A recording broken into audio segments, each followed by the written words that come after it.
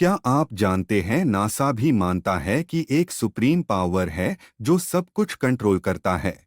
और क्या नासा इस गॉड को कभी ढूंढ पाया? संत रामपाल जी महाराज ने जो ज्ञान 25 साल पहले दिया वही अब नासा कंफर्म कर रहा है। आज इस वीडियो में हम आपको बताएंगे कि कैसे नासा के साइंटिस्ट भी मान गए कि एक हाई सुप्रीम गॉड है और वो कौन है, और कैसे संत रामपाल जी महाराज ने पूरी दुनिया को सच बताया।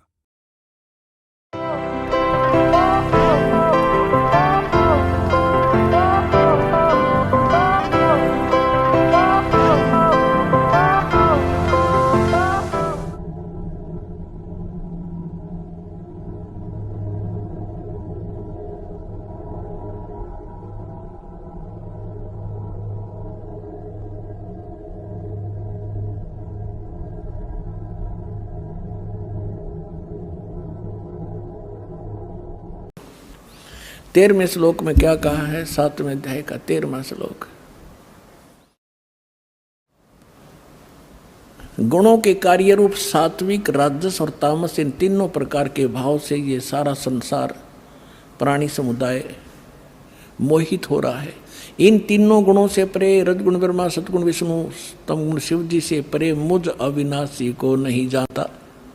अब ये कहते हैं कि सभी इन ब्रह्मा विष्णु महेश तक की भक्ति में जकड़े पड़े हैं। इनसे ऊपर मैं हूँ ब्रह्म, ये मुझे भी ना जानते। देखिए 7वें अध्याय का 14वां श्लोक।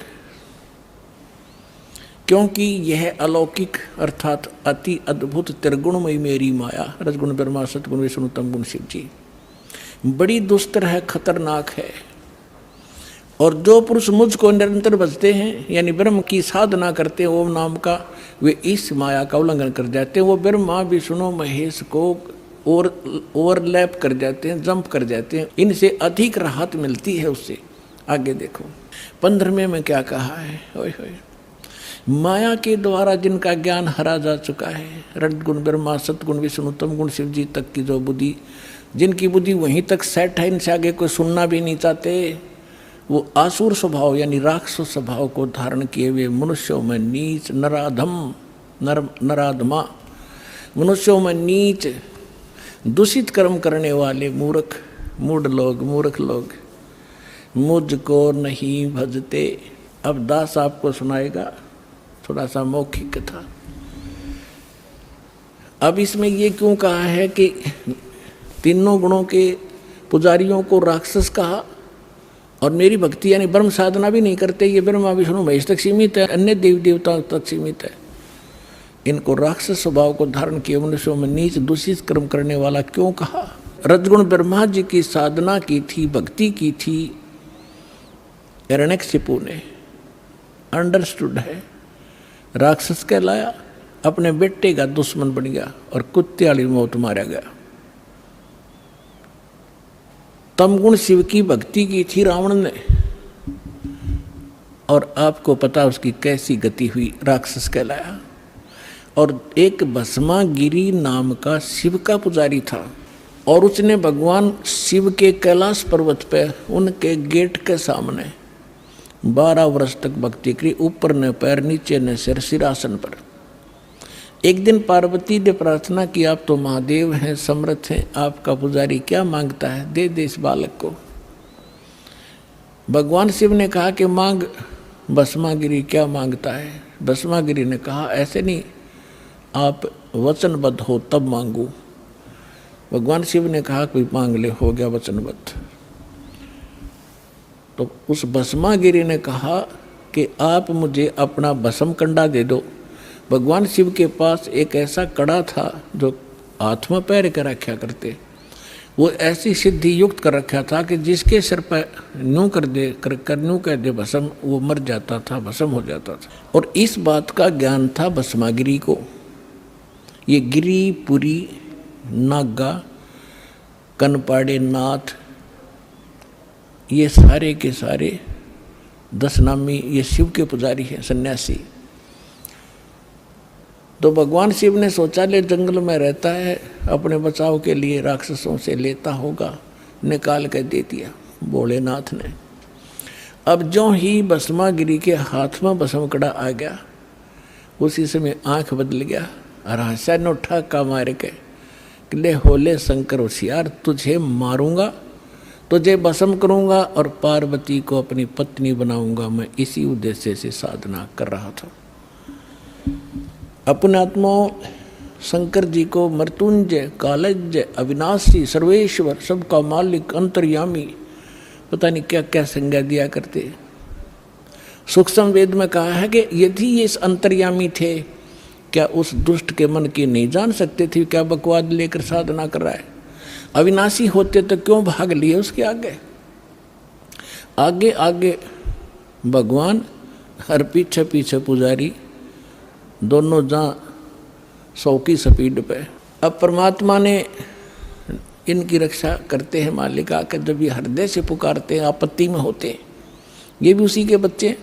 तो परमात्मा ने पार्वती रूप बनाया, भस्मागिरी और शंकर जी के बीच में खड़े हो गए और कहा संकेत से कि आ जाओ, यहाँ खड़े हो जाओ। अब भस्मागिरी ने सोचा भी बिल्कुल ठीक है, कड़ा मेरे पास है, शंकर जी तो रुका नहीं, अभी 100 किलोमीटर दूर है, मैं इतने 2 बात कर लेता हूँ। वो खड़ा हो गया। पार्वती बोली आजा, ठीक है, वो तो आएंगे नहीं अब आपके पास, आप मुझे कुछ डांस करके दिखाओ ताकि मैं प्रसन्न हूँ। तो वो कहने लगा मैं साधु संत तपस्वी आदमी, मैंने डांस नहीं आता। पार्वती बोली मैं सिखाऊंगा। भगवान बोले पार्वती रूप में कि चलो मैं सिखाता हूँ, इस हाथ को ऐसे कर, इस पैर ने ऐसे करो, ऐसे कर। जब ऊपर करवा लिया ना, जिस हाथ में कड़ा लिए रहा था, और कह दिया भस्म, रिमोट दबा दिया उसका, भस्मा गिरी, भस्म हो गया। उसके बाद वो भस्मा असुर कहलाया, भस्मा राक्षस। फिर कड़े को लेकर भगवान शिव का दिल डटा। जब उसने राख देख ली ना शंकर भगवान ने इसकी भस्मासुर की, जब दिल की धड़कन, उसका पल्स रेट सेट होया था। ये तो इन 2 गुणों के पुजारियों की दशा दिखा दी, सुना दी। अब वैष्णो जी के पुजारियों की और कथा सुनाते। एक बार कुंभ का मेला भरा था हरिद्वार में। उस समय ये सभी गिरिपुरी जितने भी ये त्रिगुण उपासक हैं, अपने अपने ग्रुप में जाकर वहाँ इकट्ठे हो जाते हैं। पुरियों में पुरी, गिरियों में गिरी, नाथों में नाथ, ओगड़ों में अगड़, नागाओं में नागा, वैष्णो में वैष्णो। और जो नहाने का ये समय निर्धारित करते हैं, हर की पैड़ी के ऊपर वो पर भी लगी थी। इनका अपना बनाया बस है ये मनगढ़ंत कहानियाँ। फिर भी उस अनुसार वो उस नहाने के लिए सबसे पहले नागा पहुँच गए हर की पैड़ी के ऊपर। पीछे तागे वैष्णो, जो विष्णु जी के उपासक सतोगुण के। अब उन्होंने कहा कि नागाओं तुम बाद में स्नान करना, हम सर्वश्रेष्ठ हैं, हम भगवान विष्णु के उपासक हैं और हम पहले स्नान करेंगे, हम प्रथम स्नान करेंगे।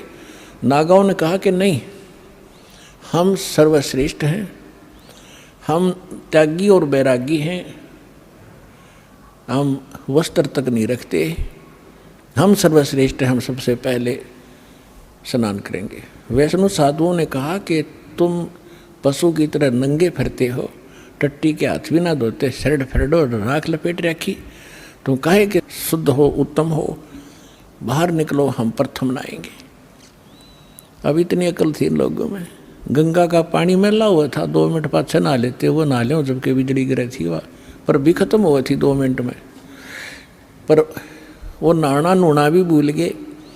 भगवान की हर की पैड़ी में भी प्यार नहीं, भगवान का भी डर रहा नहीं, आपस में लड़न लग गए, कत्लेआम कर दिया। 25,000 वह त्रिगुण उपासक वह कट कर मर गए, कत्लेआम कर दिया। सूक्ष्म वेद में कहा है तीर तुपक तलवार कटारी जमदड़ जोर बदावे हैं, हर पैड़ी हर हेत न जाने वहाँ जा तेग चलावे हैं, काटे शीस नहीं दिल करुणा ये जग में साधक वावे हैं, जो जन इनके दर्शन को जावे उनको भी नरक पठावे हैं। कहते हैं हर पैड़ी हर हेत ना जाना, और वहाँ कर्द ठोके एक दूसरे ने कत्लेआम करें, और कट्टे शीश नहीं दिल करुणा, इनमें दया नहीं राक्षसों में। और ये जग में साधक वहाँ में तुम इनको संत भी कहते हो, और इनका जो अनुयायी बनता है उनको भी ये पाठ पढ़ावे हैं, यानी उनको भी नरक में ठोक देते हैं।